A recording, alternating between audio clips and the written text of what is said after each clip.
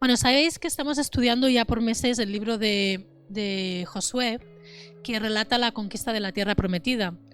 Y como os mencionaba hoy, más que nunca, es muy importante que leamos y que miremos estos libros históricos, ¿no?, descriptivos, desde la perspectiva de Jesús, ¿no?, y poder extraer las enseñanzas desde las gafas de Jesús, ¿no?, que nos desde las gafas de la gracia, desde la perspectiva de la salvación por la fe, ¿no? Y bueno, sabéis que estamos ya en los dos últimos capítulos de Josué, falta el 23 y el 24. Estos capítulos en la palabra los titulan a veces los discursos de Josué. No los vamos a ver ahora ni muchísimo menos, pero hay un par de cosas que se enfatizan mucho. Bueno, hay una cosa, pero en ambos capítulos, que se enfatiza mucho en estos dos capítulos, y es donde yo me quería enfocar, donde yo le planteé a Ángel de enfocarme, ¿no? Y vamos a leer, si os parece, del capítulo 23, el versículo 3, sin ánimo de quitarlo del contexto, pero para enfocar y ir directos al grano, ¿de acuerdo? Os lo voy a leer yo y dice: y vosotros habéis visto todo lo que Jehová vuestro Dios ha hecho, esto era Josué hablando al pueblo, con todas estas naciones por vuestra causa, porque Jehová vuestro Dios es quien ha peleado por vosotros. Esto lo dice Josué al pueblo en el discurso de exhortación o de ánimo, ¿no?, que les da. Y en el capítulo 24, el versículo 10 al 12 más o menos, bueno, quizás el 10, dice: y envié delante de vosotros tábanos, los cuales los arrojaron de delante de vosotros, esto es, a los reyes de los amorreos, no con tu espada ni con tu arco. Lo voy a leer de la versión de Nueva Traducción Viviente, porque parece que aquí hay alguna palabra difícil de traducir, y aquí en la Traducción Viviente dice: y envié terror en lugar de tábanos, pero nos da pena quitarlo porque Juan Luis Guerra escribió una canción muy bonita de le mando mis avispas para que lo piquen, pues entonces da pena quitarlo, ¿no? Pero esta traducción lo traduce como terror. Y envié terror antes de que llegaras, para expulsar a los dos reyes amorreos. No fueron tus espadas ni tus arcos los que te dieron la victoria. Y bueno, menciono estos dos versículos en concreto, pero en sí los dos discursos, los dos capítulos, hacen mucho énfasis a que es la intervención de Dios la que les ha dado la victoria, la que les ha permitido conquistar pues lo que era para ellos la tierra prometida, el propósito, ¿no? Y es claro, vuelve a ser llamativo porque ellos sí que habían estado peleando 7 años, o sea, en sí pelear habían peleado, ¿no? Pero el Señor les dice: no os equivoquéis, yo peleé por vosotros y yo os di la victoria. Yo, inmediatamente de leer esto, esa idea me llevó directamente a un versículo, a un pasaje donde se recogen las palabras que el profeta Zacarías le habló a Zorobabel. Zorobabel, os pongo en contexto, esto es 900 años después de lo de Josué aproximadamente. Zorobabel era un gobernador de Judá y el pueblo estaba completamente en la situación contraria que en el tiempo de Josué. Ellos habían sido conquistados, de hecho habían sido llevados cautivos a Babilonia, por cierto, por apartarse de Dios, habían sido llevados al cautiverio en Babilonia y habían estado 70 años en Babilonia. La tierra de Israel había sido pues barrida, la habitaban diferentes pueblos, pero el pueblo de Israel había sido primero las tribus del norte y luego Judá, habían sido llevados cautivos. Y Zorobabel era un gobernador que habían puesto en Judá y curiosamente, por decreto de un rey persa, que es paradójicamente el Irán de hoy, para que veáis cómo la historia va y viene y todas las cosas da la vuelta a las tortillas, ¿no? El rey de Persia, Ciro el Grande, da un edicto para que puedan volver a Israel y reconstruir el templo y reconstruir Jerusalén. Recordáis que estudiamos hace años Esdras, Nehemías, y Zorobabel era uno de los deportados, no sé si de los primeros o de los últimos, creo que de los primeros, y fueron deportados. Les permitieron, ¿no? O sea, se terminaba el cautiverio porque Dios movió el corazón de este rey persa, la actual Irán. bueno, Irán y más territorios porque el reino persa, o sea, el imperio persa era amplio, ¿no? Pero bueno, ¿por qué os cuento todo esto? Porque el pueblo en esa ocasión estaban justo al revés, estaban en una situación de mucha debilidad, de mucha vulnerabilidad, había muchísima oposición, la vimos en su momento cuando estudiamos Esdras y Nehemías, estaban pues realmente, había mucha debilidad, había intrigas contra ellos, ¿no? Y el Señor le da una visión a Zacarías, la podéis leer en el libro de Zacarías 4, es complejo interpretar las visiones, pero el Señor le da la propia interpretación a Zacarías porque Zacarías le dice, ¿y esto qué es? ¿No? Y os voy a leer el pasaje el versículo que me estaba refiriendo, y yo había recordado cuando leía en Josué que el Señor les decía, no ha sido vuestra espada, no ha sido vuestro arco el que os ha dado la victoria, ¿de acuerdo? Dice este pasaje, entonces respondió, esto es Zacarías 4:6, ¿vale? Por si tenéis luego más intención de leerlo. Entonces respondió y me habló diciendo, eso es Zacarías escribiendo, esta palabra de Jehová a Zorobabel que dice, no con ejército ni con fuerza, sino con mi espíritu, ha dicho Jehová de los ejércitos. Y esta idea tan clara de que no es con el ejército, no es con fuerza, otras traducciones dicen no es con poder, no es con fuerza, sino con mi espíritu. Y curiosamente dice, lo dice el Jehová de los ejércitos, o sea, ahí se estaba revelando, no dice, lo dice Jehová el misericordioso, o el Jehová el bondadoso, dice, lo dice el Jehová de los ejércitos, ¿no? Es la misma idea que se refleja en los últimos discursos de Josué, que no es por la espada, no son vuestras espadas, no son vuestras lanzas las que os han dado la victoria. Yo apuntaba, por sintetizar, y apuntaba, el Señor es quien pelea por nosotros. Aunque nosotros tengamos que luchar y batallar, la victoria y la conquista para alcanzar propósitos no será por nuestro poder o con nuestras fuerzas. No será con ejército, ni con espadas, ni arcos, sino con su espíritu. El mérito es de Él.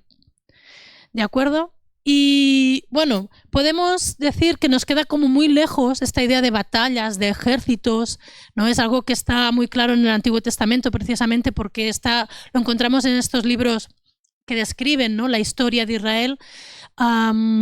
Pero en el Nuevo Testamento hay una idea muy clara también sobre batalla, ¿no? Especialmente en las cartas que escribió Pablo, pero también Pedro lo habla, ¿no? Incluso el propio Jesús, ¿no? Habla del ejército, se mencionan batallas, se menciona la palabra milicia, el buen soldado de Jesucristo, ¿no? Se menciona también luchas, ¿no? Las luchas que tenemos, la victoria. O sea, hay un cierto lenguaje relativo al ejército y a la guerra, ¿no? Y lo que sí que está claro es que lo tenemos que ver desde la perspectiva, lo que hablábamos desde el principio, del Nuevo Testamento, que nuestra lucha no es contra sangre ni carne, sino contra principados, contra potestades. Ahora veremos los versículos, ¿de acuerdo? Pero bueno, Pablo no tenía esta fijación pues porque él venía de una familia militar. Sabéis que Pablo se había criado a los pies de Gamaliel, entonces venía de una familia sacerdotal. Así que no es que él tuviera una fijación, sino que él tenía una claridad y una revelación, por eso lo expuso en sus cartas y por eso lo hablaba a los líderes jóvenes, a Timoteo, a Tito, les explicaba estas cosas, ¿no? De que realmente estamos en una guerra, de que realmente estamos en una batalla, de que si realmente queremos agradar a Dios, si realmente queremos seguirle y hacer su voluntad, estamos en una lucha. Hoy mismo también me ha alegrado mucho porque hoy mismo, antes de venir para acá, teníamos una conversación con Judith y me decía, mamá, es que los hijos cristianos, ella se identificaba así, tenemos más luchas que otros jóvenes. Y yo le decía, es verdad, si quieres agradar a Dios vas a tener más luchas, ¿no? O sea, ellos ya están teniendo esa conciencia de que realmente tienen luchas por la edad que están, tienen batallas, pero ellos tienen aún más luchas, ¿no? Y no debemos de ignorar eso, debemos de ser conscientes de esto, ¿no?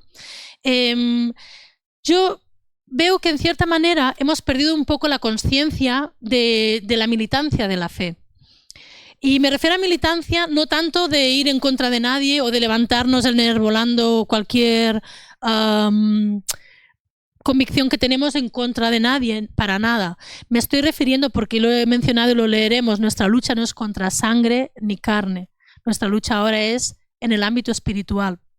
Pero me estoy refiriendo a que hemos perdido una conciencia de militancia, una por la sociedad en que vivimos, la sociedad del bienestar, de la tranquilidad, del ocio, todo esto, y otra porque realmente quizás no estemos hablando de dónde, contra qué peleamos.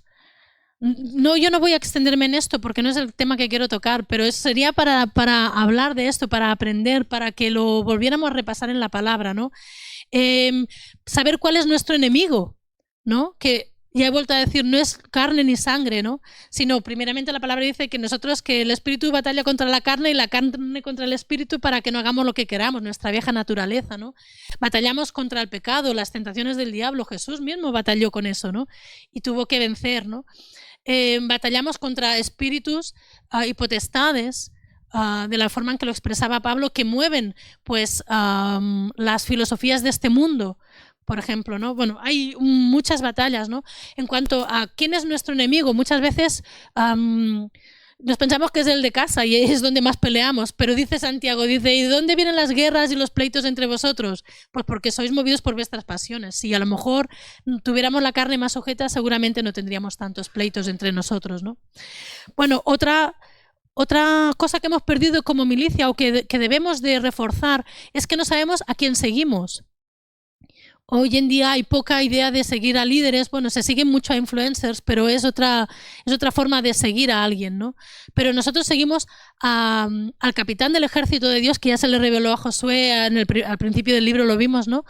Y nos sujetamos a él y le seguimos a él. O sea, él es el que nos guía como milicia o como parte del ejército de Dios, ¿no? Otra cosa que hemos olvidado y que deberíamos de revisar es qué defendemos.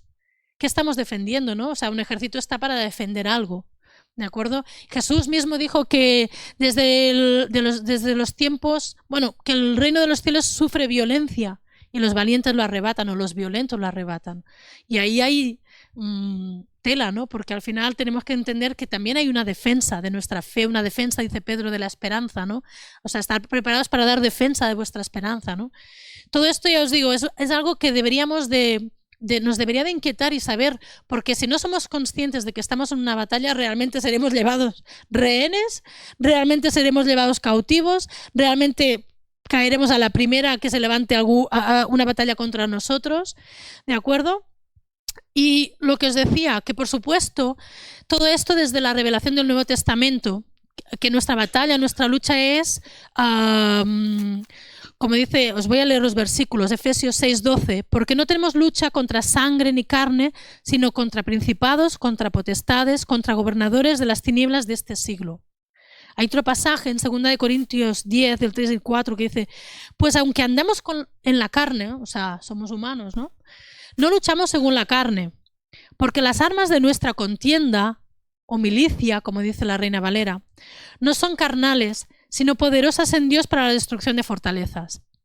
Bueno, todo esto os lo vengo a decir porque es una idea clara que tenemos. Hemos estado viendo un libro de 24 capítulos que hablan muchos de batallas. Y puede parecer que nos queda ajeno, pero hemos aprendido muchas cosas y no debemos de olvidar que estamos en una batalla. Yo pensaba en todo esto y me acordaba de una exposición que vimos a principio de verano. Samuel me va a apoyar con imágenes y veréis, vamos a tener un poquito de culturilla, ¿de acuerdo? Estuvimos en el Marc, en Alicante, y algunos quizás aquí habéis estado, yo sé que Neftalí también, y hay una exposición, no sé si habréis oído hablar de los guerreros de Xi'an, el ejército de terracota.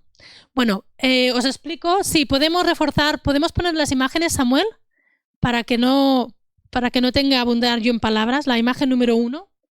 Bueno, esta es la prueba de que estábamos en la exposición. Ahí Judith al lado. Bueno, si pasamos a la imagen número 2, os explico un poco. Este ejército se considera uno de los descubrimientos arqueológicos más grandes del siglo XX. Uno de los, no el único, pero uno de los más importantes del siglo XX.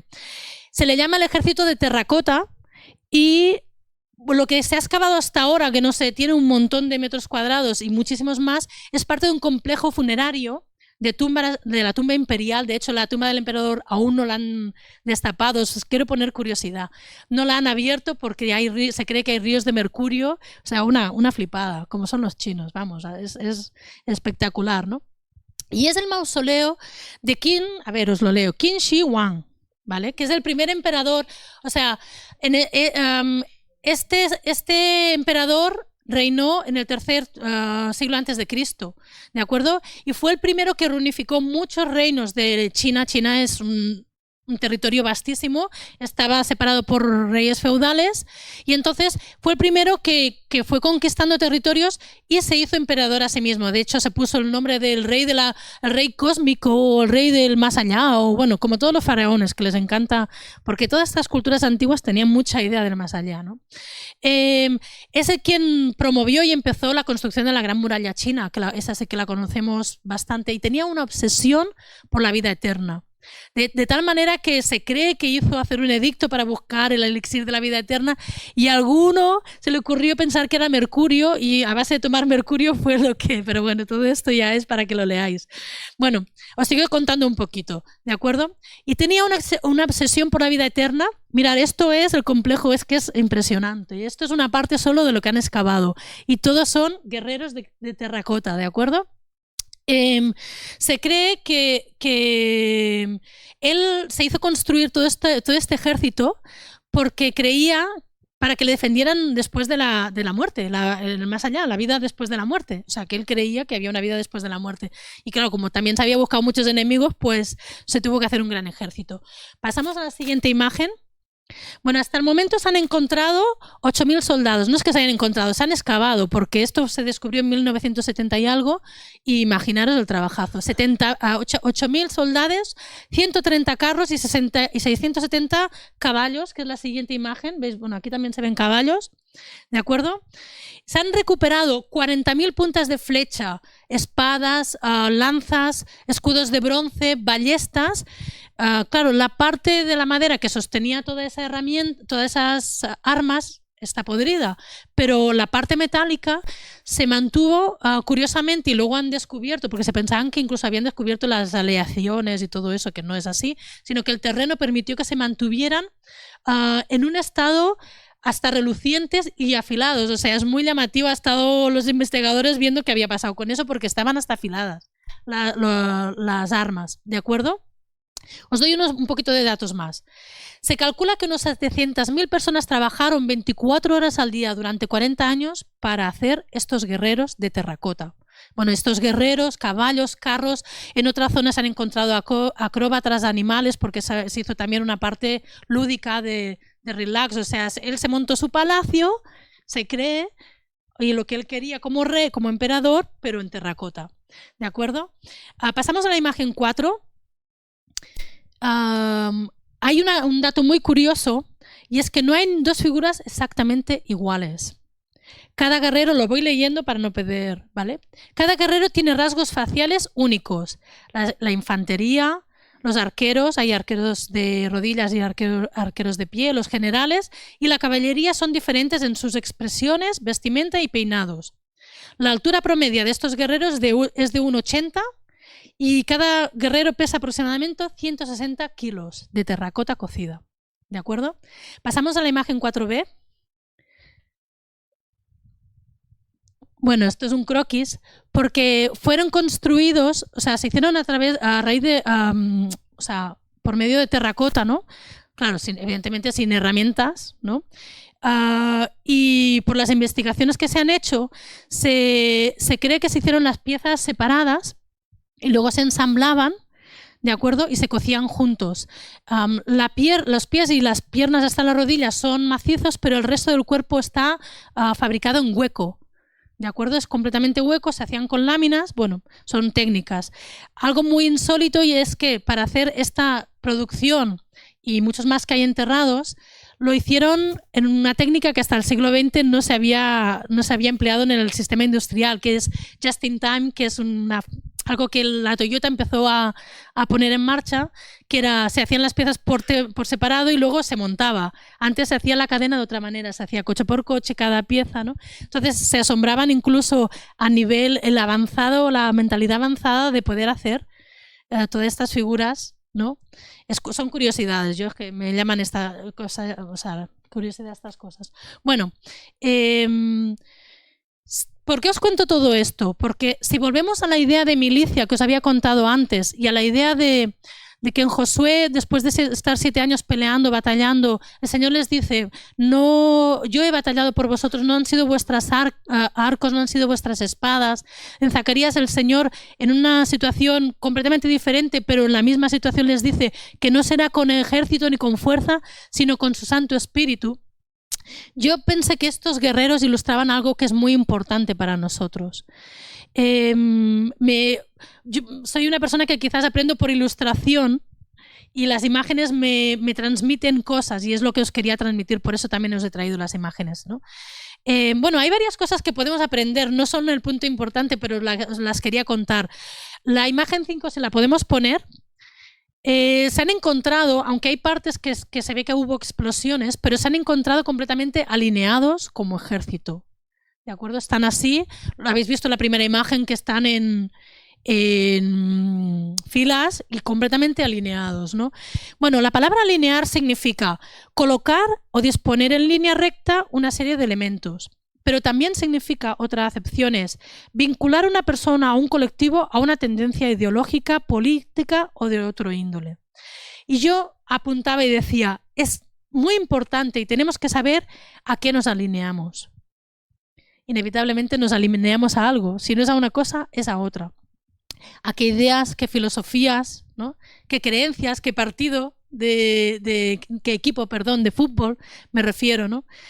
Porque inevitablemente, donde nos alineemos, desde la postura que tomemos, es desde donde acabamos luchando, es desde donde acabamos confrontando si hace falta y defendiendo cada una de nuestras decisiones que tomemos, cada una de cómo afrontamos los contratiempos, los problemas de la vida, siempre dependerá desde dónde estamos alineados, desde dónde estamos posicionados, desde nuestra postura, ¿no? Porque incluso los esfuerzos, las ayudas, dependerán de quien tengamos al lado. Si es alguien que tiene una postura, una manera de ver muy distinta a la nuestra, probablemente no encontraremos refuerzo, no encontraremos ayuda, no encontraremos un apoyo. Si es alguien que piensa como yo, o que compartimos una misma postura, no sé, de cualquier índole, ¿no? Llevarlo a cualquier campo de nuestra vida, ¿no? Probablemente encontraremos refuerzo en eso, ¿no?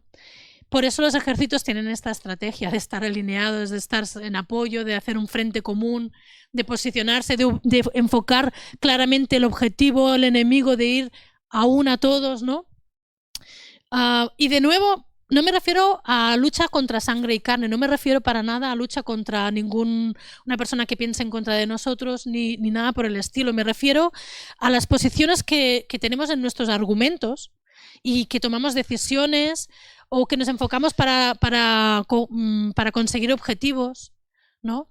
Las expectativas comunes. Si con Rubén yo no tengo las mismas expectativas o los mismos objetivos, pues probablemente nos costará el triple conseguirlos, ¿no? Que si estamos unidos, ¿no?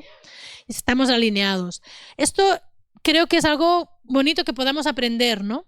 De estas imágenes, de cualquier ejército. Yo he tomado estas imágenes porque hay algo que me llamó mucho la atención. Si pasamos a la siguiente imagen, y como os he comentado, los desenterraban y los encontraban completamente armados. Está claro que el que tenía una lanza, la punta de la lanza la tenía a los pies porque la madera se había podrido, pero había espadas que las llevaban encima.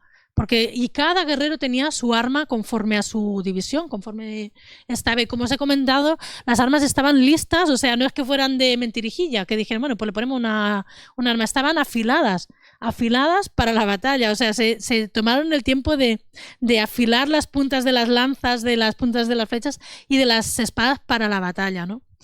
Y esto me habla a mí de que tenemos que saber con qué armas contamos, qué armas tenemos.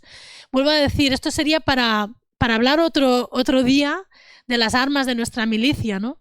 Que son poderosas en Dios, de la armadura de Dios, ¿no? Que leemos en Efesios 6, ¿no? Que cuando estábamos leyendo que dice, vestíos de la armadura de Dios para que podáis estar firmes contra las asechanzas del diablo, porque no tenemos lucha contra sangre y carne. Y sabemos que hay una armadura. Eso nos queda tan lejos porque hoy en día nos cuesta pensar en una armadura, pero debemos de tener la capacidad de aplicarlo a nuestra vida, porque en realidad hay luchas y en realidad hay batallas y en realidad hay cosas que nos vienen a querer acechar, ¿no? A tumbar, a tirar, a hacernos tropezar, ¿de acuerdo? A nosotros, a nuestros hijos, a nuestros hermanos, ¿de acuerdo? Esto era, ¿veis? Así eran las armas. Está claro que la madera se pudrió, pero todo lo demás, las hachas, las lanzas, todo se han encontrado un montón y siguen excavando, ¿de acuerdo? Si tiramos una imagen para atrás o para adelante, pero lo que quiero decir también, una de las características es que este ejército de terracota son un testimonio de la convicción de la vida eterna. Este emperador se hizo hacer semejante proyecto porque él creía que había una vida después de la muerte. Se tomó la molestia de emplear 40 años, 700.000 trabajadores aproximadamente, un esfuerzo económico brutal en medio de las guerras, porque él tenía esa plena convicción. O sea, él no dijo, voy a dejar un legado artístico para que las generaciones futuras vean que en China hacemos cosas que no hace nadie, que es así, ¿no? O sea, no lo hacían. Igual que los faraones se enterraban con todas las joyas, con toda cantidad hasta con comida, porque ellos tenían convicción de vida eterna, porque esa convicción la ha puesto Dios en nuestro corazón. Qué lástima que a veces ellos tienen más convicción que nosotros con las evidencias de la resurrección de Jesucristo. Tenemos evidencias de su resurrección, evidencias históricas, y eso debemos de pensarlo, ¿no?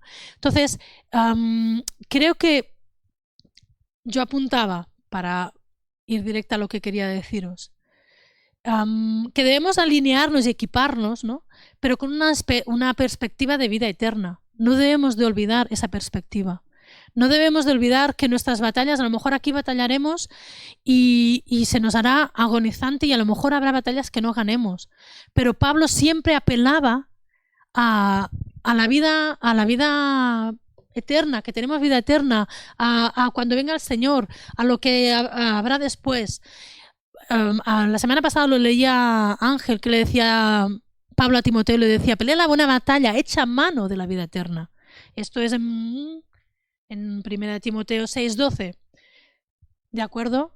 Le dice, pelea la buena batalla de la fe, echa mano de la vida eterna. Es una perspectiva gloriosa pensar que estamos peleando no solo para, como todo el mundo, no, aquí peleando, ¿cómo vais? Aquí luchando. No solo por esta vida, estamos peleando por algo más. Si estamos tomándonos tiempo de enseñar a nuestros hijos, de confrontarlos a veces que nos lo ahorraríamos 1000 veces, y nos tomamos tiempo de decir, pues yo estas cosas no, por aquí no paso, pero mira, me daría unas ganas de defraudar a Hacienda que no te lo digo, pero no. ¿Por qué tomamos estas cosas? ¿Por qué peleamos? ¿Por qué batallamos? Porque tenemos visión de vida eterna, porque hay una vida después. Y tenemos que retomar también esa visión, ¿de acuerdo? Y efectivamente este ejército que le llaman los también, bueno, ahora se me ha ido el nombre, pero bueno, hace alusión clarísimo, porque ellos estaban preparados porque este emperador pensaba que cuando morían cobrarían vida. Y la siguiente imagen, la número 6, os comentaba que no hay una figura igual, que son todas diferentes, ¿vale? Y a pesar de que estaban hechos con molde, luego los desmoldaban y se dedicaban a hacer todas las incrustaciones y a hacer todos los trabajos para darles un rasgo diferente según si era un general, un capitán, si era un arquero. Los rostros, las expresiones de los rostros son distintas. Y esto me daba a entender de que cada uno contaba. Este emperador no quería solo una multitud de ahí, venga, no, cada uno era específico y especial.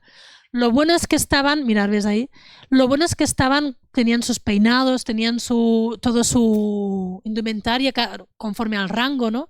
Es espectacular verlo. Y lo bueno es que están ordenados, han encontrado ordenados conforme a su rango y a su posición como ejército. Los arqueros por un lado, además los arqueros, creo que hay una zona que está mirando al este, que es de donde les venían los enemigos, y están todos mirando hacia el este. Los soldados, la infantería, la caballería, los de primer rango, los capitanes, que son grandísimos, o sea, los generales.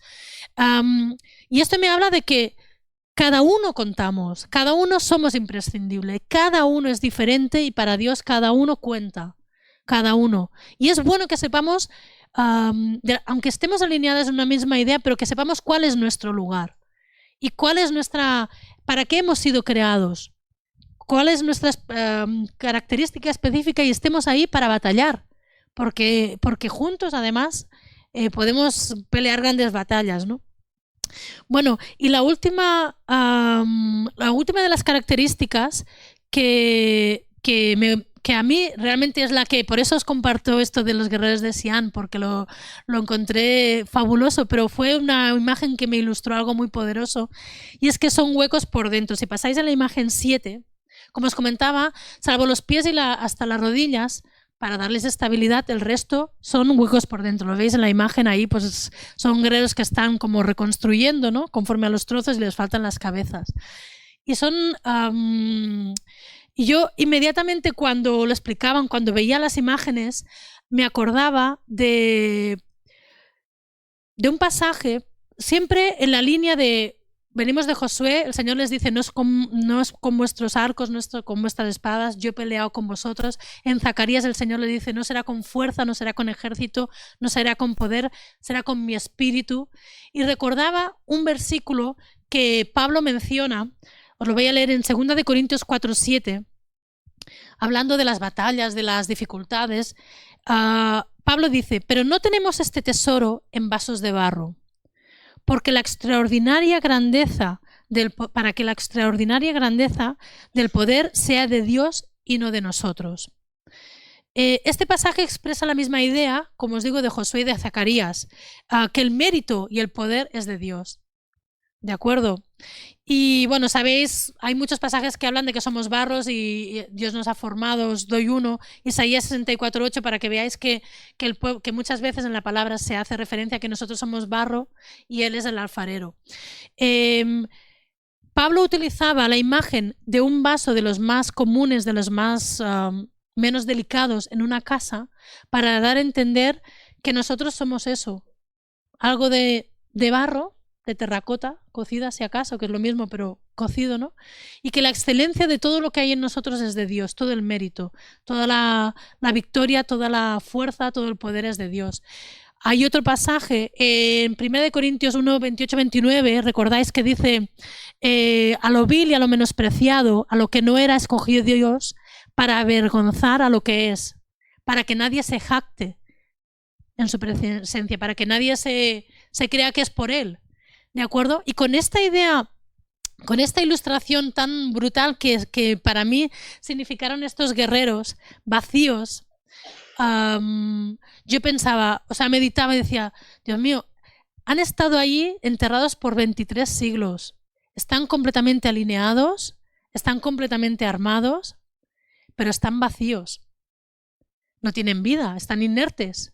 Están inmóviles y no son útiles para batallar absolutamente nada, ni en esta vida ni en la venidera, porque tenemos claro que esas figuras no volvieron a la vida, salvo en las películas de Marvel o de estas así frikis, no vuelven a la vida. Y me entraba congoja pensar, digo, Señor, qué tremendo sería que nosotros fuéramos estos soldados de barro. Alineados, tú te has tomado la molestia de ponernos un lugar, de armarnos, porque lo estamos, de formarnos para una capacidad específica para estar defendiendo la fe, para estar defendiendo nuestros hogares, para estar batallando la vida y para luchar no contra carne y sangre, sino contra principados, potestades, contra las asechanzas del diablo, pero seamos vasos vacíos, seamos soldados vacíos, completamente vacíos. Y me entraba congoja o temor o inquietud de entender que tenemos que ser llenos de la necesidad que tenemos de ser llenos del Espíritu Santo. Todo esto lo he explicado simplemente para ilustraros eso, que podemos, Dios nos ha configurado, nos ha formado, nos ha llamado a filas, nos ha llamado a su milicia, pero podemos estar vacíos y ser vasos vacíos que no demostramos su poder. Y tenemos que entender que es una de las primeras necesidades que tenemos como hijos de Dios, como familia, como individuos, como sociedad, el tener su poder en nosotros para poder, desde las cosas más sencillas, desde el trato que nos tenemos los unos a los otros en casa, desde el trato en el trabajo, desde las formas en que podemos confrontar las dificultades, batallar cosas, ¿no? Incluso pues llegar a contradecirle algo a alguien o a contrarrestar una mentira que viene, que hay muchas que vienen, ¿no? Necesitamos estar llenos del Espíritu, no es por nosotros, no es porque estemos equipados, que lo estamos. Y nuestras armas están listas, Dios nos ha dado armas para que estén listas, no es porque estemos ni siquiera alineándonos en una iglesia, es porque necesitamos ser llenos del Espíritu Santo. Y esto es lo que a mí por eso os quise enseñar estas imágenes. Esto sería también una enseñanza para otra ocasión, pero quería mencionar tres ocasiones específicas en el Nuevo Testamento que se habla de la llenura del Espíritu, porque los que lo hemos experimentado, necesitamos ser renovados. Y por eso me gozaba tanto que la alabanza salía, ese deseo, ese anhelo, cuando yo no he compartido absolutamente nada con Rubén de eso. Y Ángel también lo mencionaba. Necesitamos ser renovados, nuestras aguas, nuestro espíritu necesita ser renovado, pero los que aún no lo han experimentado necesitan experimentarlo. Porque entonces van a batallar sus dificultades, sus contradicciones, las tentaciones, las van a batallar de otra manera muy diferente. Jesús necesitó ser lleno del Espíritu para ir al desierto y ser tentado. Esteban necesitó estar lleno del Espíritu para hablarles con sabiduría a alguien que lo iban a apedrear, y de hecho lo apedrearon. Y tuvo capacidad de decir, Señor, perdónalos. O sea, hay batallas reales, hay confrontaciones reales, y necesitamos la fuerza del Espíritu Santo en nuestras vidas. Ya os digo, habría mucho que hablar aquí, no soy la persona quizás más adecuada para hacerlo, pero yo quería poner el enfoque en tres cosas que yo vi en la palabra y que son sencillas y que quizás nos pensamos, porque todos estamos deseando que venga un evento, un ministro, un profeta y haya un derramamiento poderoso, un momento excepcional, una reunión específica, y hay cosas que quizás no requieren todo eso. Mirad, el primero que habló de la llenura del Espíritu fue Jesús, y lo hizo en relación a la sed, a tener sed de Dios. Él, ya al final de su ministerio, bueno, a mediados, no sé cierto, la verdad, en Juan, en el Evangelio de Juan, se recoge un momento, había una gran fiesta, se habían reunido, creo que era para la fiesta de no sé exactamente, no lo voy a decir porque no sé exactamente qué fiesta, pero había mucha gente concurriendo a Jerusalén, y Jesús dice que se puso en medio de la multitud. Os lo leo, Juan 7, 37 al 39 dice, y en el último día de la gran fiesta, ¿veis que había una gran fiesta? Jesús se puso en pie y alzó la voz, diciendo, si alguno tiene sed, venga a mí y beba. Y el que cree en mí, ese es el requisito. Como dice la Escritura, de su interior correrán ríos de agua viva. Y Juan interpreta lo que dijo Jesús, dice, esto dijo del Espíritu que habían de recibir los que creyesen en él. Pues aún no había venido el Espíritu Santo, porque Jesús no había sido aún glorificado. ¿De acuerdo? Jesús dijo a todo el mundo, había una gran concurrencia, había una multitud, no eran solo judíos. Había muchísima gente en Jerusalén y les dijo, quien tenga sed, que venga a mí y beba. Y de su interior correrán ríos, como nos recordaba Rubén en la alabanza. Y Juan lo interpreta, Juan nos interpreta la palabra, nos hace el favor y dice, eso se refería al Espíritu de los que tendrían que recibir los que creyeran en él. Lo curioso es que esta misma palabra ya se la había hablado a una samaritana, a solas, a una mujer de mala fama, un tiempo atrás. Se tomó el tiempo de hablar a una mujer que no podría escuchar estas palabras porque los samaritanos y los judíos no se llevaban bien, cosa rara en esa tierra. Y, y él se tomó el tiempo de hablar con una mujer, cosa rara también, porque los hombres no se hablaban con las mujeres así a solas. Y conocéis el pasaje en Juan 4, 19 al 24, pero él le dice, respondiendo, tienen un diálogo, la mujer es atrevida y habla con él. Es bueno tener diálogos con el Señor. Respondiendo Jesús le dijo, cualquiera que bebiere de esta agua, hablando del pozo, porque ellos tenían la teoría de que en ese pozo, había una controversia con la adoración. Dice, cualquiera que bebiere de esta agua volverá a tener sed, mas el que bebiere del agua que yo le daré no tendrá sed jamás, sino que el agua que yo le daré será en él una fuente de agua que salte para vida eterna. También se refería al Espíritu. Y es curioso porque la conversación acaban hablando de la verdadera adoración y de qué tipo de adoradores busca el Padre. Un poquito más abajo, unos versículos más abajo, del 19 al 24, la mujer acaba hablando nada más y nada menos, porque todo viene que le pide agua, Jesús le habla, yo te voy a dar un agua que de verdad te va a saciar. Y acaban hablando de la verdadera adoración. Mirad, lo primero que necesitamos es tener sed de Dios.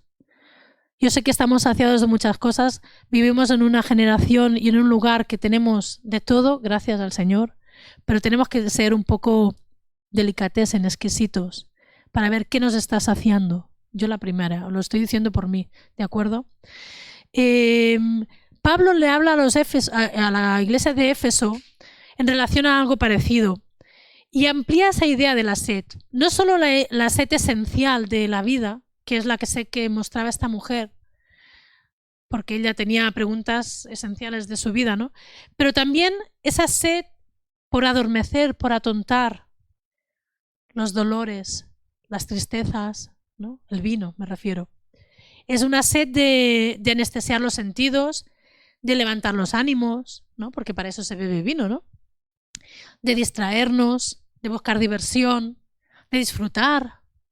Esa sed que en esa época se tomaba el vino porque era lo que más había, ahora hay de todo, pero en esa época se tomaba vino y Pablo les dice, no os embriaguéis, no os emborrachéis con vino, en el cual hay disolución, o sea, se pierde todo.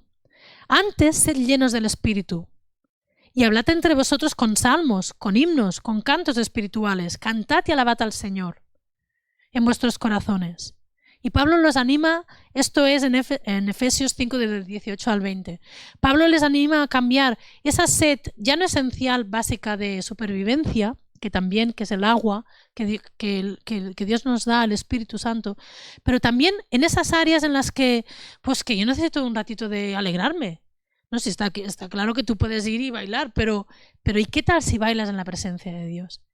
No es que, oye, pero la música es que alegra, es que la música... No, sí está bien, pero ¿y qué tal si le cantas al Señor? Si además de disfrutar con la música, disfrutas cantándole a Dios, disfrutas declarando en los aires cosas poderosas, ¿no?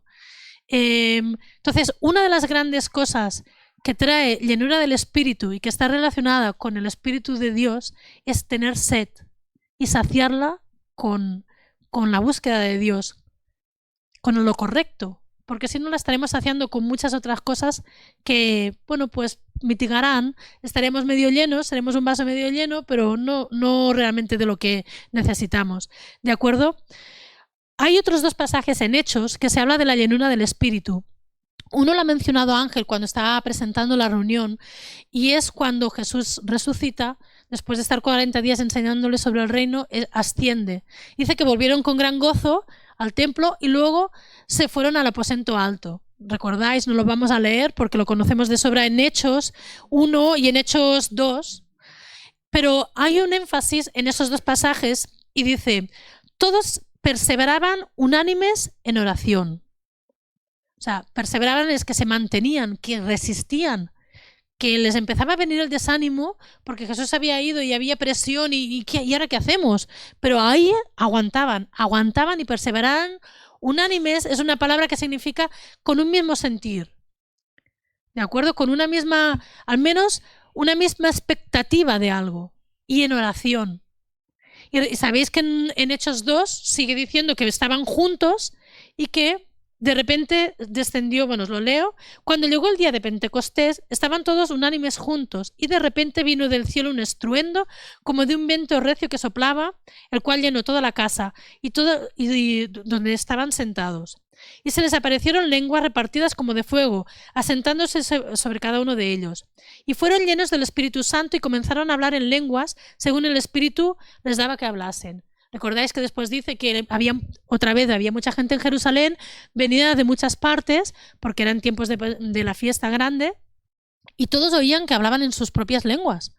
Y decían, ¿qué es esto? Unos se pensaban que estaban borrachos, volvemos a la borrachera, porque la llenura del Espíritu es tan exuberante y demuestra tanto gozo que se compara a una borrachera de esas divertidas, porque hay borracheras que son de lloriqueo, ¿no? Pero hay algunas que son, pues da risa, ¿no? Que la pérdida de control, ¿no?, que lleva un borracho, bueno, no lo animo a experimentar, pero al menos son graciosos y no son los lloricones, ¿no? Y de nuevo, una de las cosas que tiene mucha relación con una llenura del Espíritu es el permanecer juntos y orando. Es una expectativa activa, una expectativa de que Dios va a hacer algo. Y juntos, es importante que estemos juntos. Es muy importante, Dios se derrama ahí. ¿Sabéis el salmo que dice cuán bueno es que los hermanos, que habiten los hermanos juntos en armonía? Porque ahí derrama Dios bendición y vida eterna, ¿no? Y orando, es importante que tomemos tiempo para orar juntos en la manera que podamos, conforme nos permite la casuística, ¿no? Pero es algo, es básico, es algo que lo hemos sabido de toda la vida, ¿de acuerdo? Y hay otro evento en Hechos de los Apóstoles. Curiosamente, este primero que acabamos de leer, fueron llenos del Espíritu Santo y todos eran de trasfondo judío porque eran los discípulos que habían seguido a Jesús hasta ese momento. El siguiente evento que pasa en Hechos 10, se relata en Hechos 10, os lo resumo por encima, es el evento de Pedro y Cornelio, el centurión. Se habla de que hay un centurión que es piadoso, que cree porque ora. ¿Alguien le habría hablado de Dios? Que da limosnas a la sinagoga, y de tal manera él se pone a orar que el Señor le da una visión y le dice, mira, te voy a mandar un hombre y te va a hablar de mí. Este hombre estaba deseoso, hambriento. Si antes hablábamos de sedientos, este estaba hambriento por la palabra. Estaba hambriento por la palabra, de tal manera que Dios le dice a Pedro, le da una visión a Pedro, que estaba en otra población, bueno, Pedro aún estaba en Jerusalén en ese momento, y le dice, Pedro, vete a hablar a este centurión. Primero le da una visión y le hace, bueno, la conocéis, la visión, no vamos a entrar en ello, ¿no? Pero Pedro se rehuía a ir porque era ir a hablar a un enemigo, a los que los tenían ahí subyugados, los romanos, ¿no? Y Pedro pensaba que eso no era para los romanos. ¿Cómo va a ser el Espíritu Santo para los romanos? ¿Cómo va a ser la salvación, el mensaje de la salvación por la fe para los romanos si nos tienen aquí apretando el cuello? ¿No? O sea, era lógico que también él se resistiera a ir. Total, que el Señor le da una visión por 3 veces y Pedro al final obedece y va. Y recoge la palabra. En Hechos 10:44 dice, mientras Pedro, porque Pedro empieza a hacer un discurso, ahí no un discurso, les explica, les habla, ¿no? Y es bonito ver porque Cornelio le daba tanta importancia, tenía tanta hambre de la palabra que dice que había reunido a todos sus familiares, a toda su parentela y a sus amigos íntimos. O sea, no es algo que dijo, bueno, yo quiero escuchar, pero no se lo voy a decir a mis amigos porque el resto igual no me entienden, no saben de esta inquietud que yo tengo. O sea, él había reunido a todo el mundo que le importaba para que escucharan, ¿no? Y Hechos 10:44 dice que mientras Pedro aún hablaba, o sea, el Señor ni se esperó. Mientras Pedro aún hablaba estas palabras, el Espíritu Santo cayó sobre todos los que estaban escuchando el mensaje. Y el hambre de este centurión y el anhelo por escuchar la palabra fueron la puerta que abrió la palabra a los gentiles. Son dispensaciones en un aspecto de la obra de Dios, y abrió la puerta para que los... Hablamos gentiles, es una palabra rara, ¿no? Para hoy en día históricamente se referían a los que no eran judíos. Y fue el inicio de que la palabra fuera predicada a los no judíos también, ¿no? Y además ellos se asombraron y decían, uy, no pensábamos que esto también era para ellos. O sea, así de claro lo decía Pedro, ¿no? De nuevo, ¿qué provocó que Dios derramara el Espíritu Santo? provocó el hambre por la palabra, una expectativa que tenía Cornelio, de tal modo que reunió a todos sus familiares y a todos sus amigos íntimos porque sabía que Dios le iba a hablar. Esa hambre por la palabra a veces la hemos perdido. Reconozcámoslo, que a veces tenemos tantos mensajes, hay tanta palabra, hay tanto que puedes encontrar en internet, pero una cosa es lo que tú puedes escuchar como una enseñanza que siempre será bueno, y otra cosa es el hambre de que Dios te hable.